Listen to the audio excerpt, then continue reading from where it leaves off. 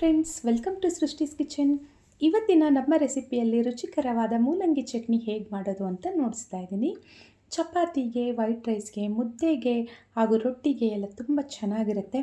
ಒಳ್ಳೆ ಫ್ಲೇವರ್ಫುಲ್ ಆಗಿರುತ್ತೆ ಈ ಮೂಲಂಗಿ ಚಟ್ನಿ. ಹಾಗಿದ್ರೆ ಇದರ ತಯಾರಿ ವಿಧಾನವನ್ನು ನೋಡೋಣ. ಫ್ರೆಂಡ್ಸ್, ಈ ರೆಸಿಪಿನ ಮಾಡಲಿಕ್ಕೆ ಒಂದು 1/4 kg ಮೂಲಂಗಿ ತೊಗೊಂಡು ಅದರದ್ದು ಹೊಟ್ಟೆ ಎಲ್ಲ ತೆಗೆದು ಸಣ್ಣ ಸಣ್ಣ ಪೀಸಸ್ ಆಗಿ ಕಟ್ ಮಾಡಿ ವಾಶ್ ಮಾಡಿ ಇಟ್ಟಿದ್ದೀನಿ. ಈಗ ಸ್ಟವ್ ಮೇಲೆ ಒಂದು ಪ್ಯಾನ್ ಇಟ್ಟು ಒಂದು ಸ್ವಲ್ಪ ಎಣ್ಣೆಯನ್ನು ಸೇರಿಸ್ಕೊಳ್ತಾ ಇದ್ದೀನಿ. 1 ಟೀ ಸ್ಪೂನಷ್ಟು ಎಣ್ಣೆ ಬಿಸಿ ಆದಮೇಲೆ ನಾವಿಲ್ಲಿ ಕಟ್ ಮಾಡಿ ಇಟ್ಕೊಂಡಿರೋವಂಥ ಮೂಲಂಗಿ ಪೀಸಸ್ನ ಹಾಕಿ ಚೆನ್ನಾಗಿ ಇದನ್ನು ಫ್ರೈ ಮಾಡ್ಕೊಳ್ಳೋಣ. ಸ್ಟವ್ ಲೋ ಫ್ಲೇಮಲ್ಲಿ ಇಟ್ಕೊಂಡು ಚೆನ್ನಾಗಿ ಇದನ್ನು ಫ್ರೈ ಮಾಡ್ಕೊಳ್ಳಿ. ಈಗ ಇದ್ರದ್ದು ಬಣ್ಣ ಎಲ್ಲ ಈ ರೀತಿಯಾಗಿ ಚೇಂಜ್ ಆಗಲಿಕ್ಕೆ ಬರುತ್ತೆ. ಆಗ ನಮಗೆ ಇದು ಫ್ರೈ ಆಗಿದೆ ಅಂತ ಅರ್ಥ. ಈಗ ಇದಕ್ಕೆ ಒಂದು ಈರುಳ್ಳಿ, ದೊಡ್ಡ ಸೈಜ್ದು ಒಂದು ಈರುಳ್ಳಿನ ಉದ್ದ ಕಟ್ ಮಾಡಿ ಇಟ್ಕೊಂಡಿದ್ದೆ, ಅದನ್ನು ಸಹ ಸೇರಿಸ್ಕೊಂಡು ಸ್ವಲ್ಪ ಫ್ರೈ ಮಾಡ್ಕೊಳ್ತಾ ಇದ್ದೀನಿ.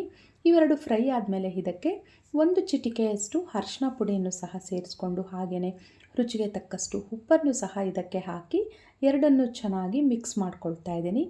ಆನಂತರ ನಾನಿಲ್ಲಿ ಒಂದು ಸಣ್ಣ ನಿಂಬೆಹಣ್ಣಿನ ಗಾತ್ರದಷ್ಟು ಹುಣಸೆ ಹಣ್ಣನ್ನು ನೀರಲ್ಲಿ ಹಾಕಿ ನೆನೆಲಿಕ್ಕಿಟ್ಟಿದ್ದೆ. ಈಗ ಅದನ್ನು ಸಹ ಇದರೊಳಗಡೆ ಸೇರಿಸಿ ಒಂದು ಸ್ವಲ್ಪ ಅಂದರೆ ಒಂದು 10 ಸೆಕೆಂಡ್ಗಳ ಕಾಲ ಫ್ರೈ ಮಾಡಿಕೊಂಡು ಆನಂತರ ಸ್ಟವ್ ಆಫ್ ಮಾಡ್ಕೊಳ್ಳಿ. ಹುಣಸೆ ಹಣ್ಣು ಹಾಕಿದ ನಂತರ ಒಂದು 10 ಸೆಕೆಂಡ್ ಫ್ರೈ ಮಾಡಿಕೊಂಡ್ರೆ ಸಾಕಾಗುತ್ತೆ. ಸ್ಟವ್ ಆಫ್ ಮಾಡ್ಕೊಂಡಿದ್ದ ನಂತರ ಇದನ್ನು ನಾವು ಒಂದು ಪ್ಲೇಟ್ಗೆ ಹಾರಲಿಕ್ಕೆ ಬಿಡೋಣ. ಆನಂತರ ಉಳಿದಿರೋವಂಥ ಇಂಗ್ರೀಡಿಯೆಂಟ್ಸ್ನ ಎಲ್ಲ ನಾವು ಫ್ರೈ ಮಾಡ್ಕೊಳ್ಳಿಕ್ಕೆ ಇದೆ. ಅಷ್ಟರಲ್ಲಿ ಇದು ಚೆನ್ನಾಗಿ ಆರ್ತಾ ಇರುತ್ತೆ.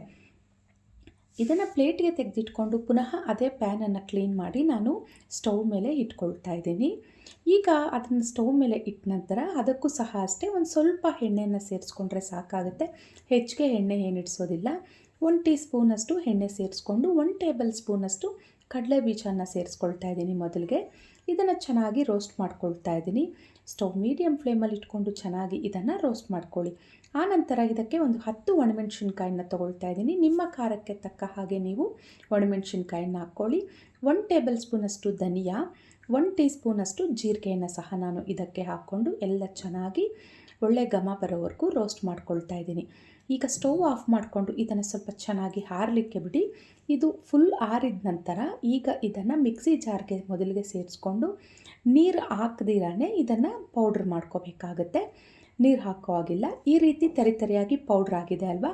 ಈಗ ಇದಕ್ಕೆ ನಾವು ಮೂಲಂಗಿ ಮತ್ತು ಈರುಳ್ಳಿನೆಲ್ಲ ಫ್ರೈ ಮಾಡಿಟ್ಕೊಂಡಿದ್ವಲ್ಲ, ಇದನ್ನು ಸೇರಿಸ್ಕೊಂಡು ಗ್ರೈಂಡ್ ಮಾಡ್ಕೊಳ್ಳೋಣ. ಸ್ವಲ್ಪ ನೀರನ್ನು ಹಾಕ್ಕೊಳ್ಳಿ, ಹೆಚ್ಚಿಗೆ ನೀರು ಹಾಕ್ಕೋಬೇಡಿ. ಸ್ವಲ್ಪ ನೀರು ಹಾಕಿ ಇದನ್ನು ಗ್ರೈಂಡ್ ಮಾಡ್ಕೊಳ್ಳಿ. ಒಂದು ಸ್ವಲ್ಪ ತರಿಯಾಗೇ ಇರಲಿ. ನಾವು ತಿನ್ನೋವಾಗ ಮೂಲಂಗಿ ಎಲ್ಲ ನಮಗೆ ಬಾಯಿಗೆ ಸಿಗ್ತಾ ಇದ್ದರೆ ತುಂಬ ಟೇಸ್ಟಿಯಾಗಿರುತ್ತೆ.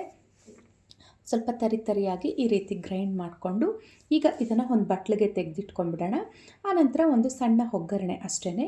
ಒಗ್ಗರಣೆಗೆ ಸಿಂಪಲ್ ಒಂದು ಸ್ವಲ್ಪ ಎಣ್ಣೆ ಸೇರಿಸ್ಕೊಂಡು ಎಣ್ಣೆಗೆ ಸಾಸಿವೆ ಹಾಗೆ ಜೀರಿಗೆಯನ್ನು ಎರಡನ್ನೂ ಹಾಕ್ಕೊಂಡು ಒಂದು 2 ಒಣಮೆಣಸಿನ್ಕಾಯಿ ಹಾಗೆಯೇ ಒಂದು ಸ್ವಲ್ಪ ಕೊತ್ತಂಬರಿ ಸೊಪ್ಪನ್ನು ಸಹ ಸೇರಿಸ್ಕೊಂಡು ಒಗ್ಗರಣೆಯನ್ನು ಸ್ವಲ್ಪ ಚೆನ್ನಾಗಿ ಬಾಡಿಸ್ಕೊಂಡು ಈ ಒಗ್ಗರಣೆಯನ್ನು ನಾವು ಚಟ್ನಿಗೆ ಹಾಕ್ಕೊಳ್ಳೋದು ಅಷ್ಟೇ. ಸಿಂಪಲ್ ರುಚಿಯಾದ ಮೂಲಂಗಿ ಚಟ್ನಿ ಇಲ್ಲಿ ಸವಿಯಲು ಸಿದ್ಧವಾಯಿತು.